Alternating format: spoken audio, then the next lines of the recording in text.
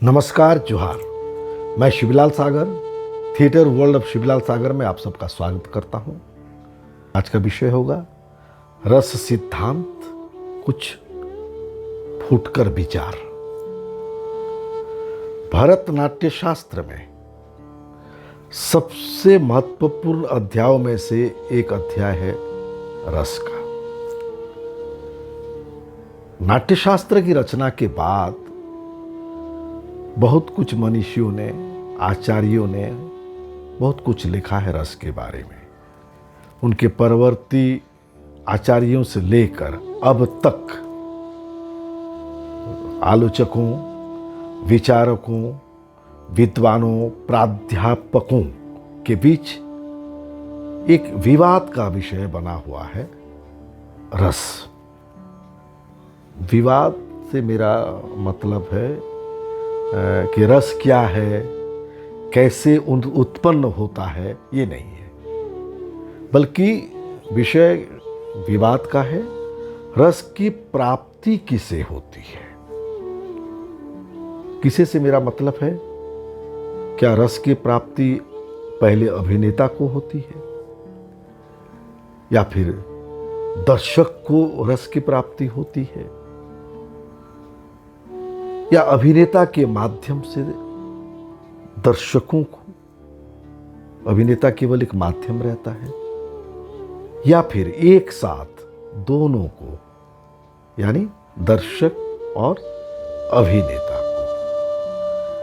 और इस विवाद के निराकरण के रूप में कई विवेचनाएं और विश्लेषण हमारे सामने आते हैं, उपलब्ध भी हैं। इसीलिए विषय का नाम मैंने कुछ फूटकर विचार रखा था। हम बात करते हैं पहले शाब्दिक अर्थ क्या है रस का। रस, इसका अर्थ होता है निर्यास। निर्यास माने गन्ने का शर्करा बन जाना। फूल का मधु बनना, ये है निर्यास। तो आलंकारिकों का मानना है निर्यास आस्वादन वस्तु है, वो आस्वादित होता है। हम एक उदाहरण लेते हैं, जैसे चावल से भात का बनना, उस प्रक्रिया को भी भात पका रहा हूं कहा जाता है। तो भात पकाना जबकि नहीं होता है, वो पक जाने के बाद जो हमारे सामने आता है वही भात है। तो उसी तरह एक अभिनेता जब अभिनय करता है तो वो रस सिक तो होता है ना, दर्शक होता है। ये इस तरह की कुछ बातें हमारे सामने आती हैं। तो आइए हम इस बात को समझने की कोशिश करते हैं। रस जो ग्रहण करता है वो रसिक है, जो रस निर्माण करता है वो भी रसिक है। जैसे कवि और सहृदय में समान भाव होता है।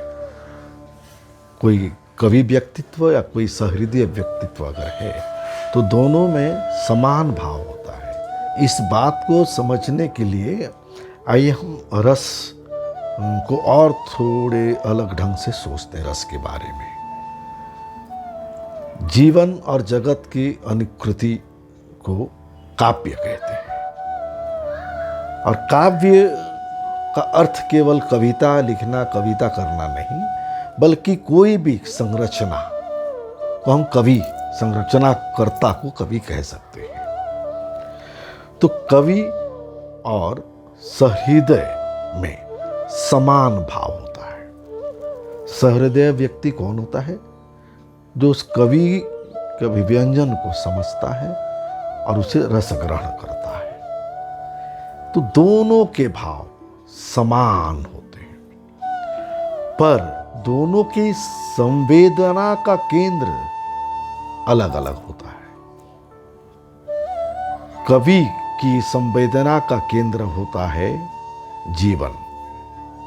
प्रेक्षक की संवेदना का केंद्र होता है मंचित कृति या फिर अभिनेता अभिनेत्री। कवि जीवन से जो संवेदना ग्रहण करता है वो भाव साधारणीकृत होकर ग्रहण होता है, न कि विशेष घटना से। साधारणीकृत के बारे में आगे फिर हम चर्चा करेंगे। जैसे महर्षि वाल्मीकि ने क्रोंच मिथुन को देखकर एक क्रोंच की मृत्यु से म्रियमाण होकर दूसरे क्रोंच जिसने क्रंदन किया उसे देखा और वहीं से करुण रस का एक श्लोक वाल्मीकि के मुख से अपने आप स्वतः उच्चारित हुआ, जिसे भारतीय साहित्य का सर्वप्रथम श्लोक भी कहा जाता है, काव्य भी कहा जाता है। मांग निषाद प्रतिष्ठाम त्वमगमः शाश्वती समा यत् क्रोंच मिथुनादेकम अवधि काममोहितम। इसका अर्थ है, हे निषाद, तुमको अनंत काल तक शांति ना मिले, क्योंकि तुमने प्रेम प्रणय क्रिया में लीन असावधान क्रोंच पक्षी के जोड़े में से एक की हत्या कर दी।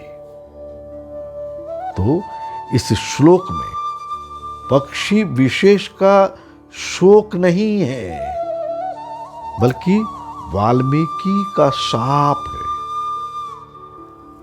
ये श्लोक, इससे पता चलता है कि शोक दुख देता है। इस बात को ध्यान देना चाहिए। ये ध्यान देने योग्य बात है कि शोक दुख देता है और वही शोक से करुण रस की उत्पत्ति, और वो आनंददायक होता है। शोक से करुण, और करुण आनंद देता है। ये कैसे देता है? क्योंकि करुण रस को आज तक सर्वाधिक, सबसे अधिक आनंददायक माना गया है। हम कोई नाट्य कृति को जब देखते हैं, एक शोकाकुल चरित्र जब क्रंदन करता है, रोता है, उसे करुण रस हम ग्रहण करके आप्यायित और आप्लावित हो जाते हैं। हमारी आंखों से भी आंसू बहने लगते हैं। तो ये आंसू दुख का नहीं, खुशी का है। क्योंकि हम बाद में क्या कहते हैं, अपने पास में बैठा हुआ कोई साथी हो या कोई भी दर्शक से, वाह क्या चमत्कार अभिनय किया, मजा आ गया। उस क्रंदन में हम कहते हैं मजा आ गया, क्योंकि वो शोक नहीं है, वो रस है और वो आनंद देता है। तो खैर, आज हम इस बात को यही समाप्त करते हैं और आगे की कड़ियों में रस के ऊपर और भी कुछ विचार विमर्श करेंगे, नए तरीके से, नए ढंग से। ऐसे मैं वादा करता हूँ कि रस प्रसंग के विभाव, अनुभाव, संचारी भाव या स्थायी भाव आदि के बारे में भी चर्चा रखूँगा। ठीक है, धन्यवाद। और आप सबसे आग्रह है कि अगर आपको थोड़ा भी अच्छा लगता हो तो प्लीज़ सब्सक्राइब करें, लाइक करें, कमेंट्स करें और ज़रूर से आप अपनी प्रतिक्रिया हमें दें।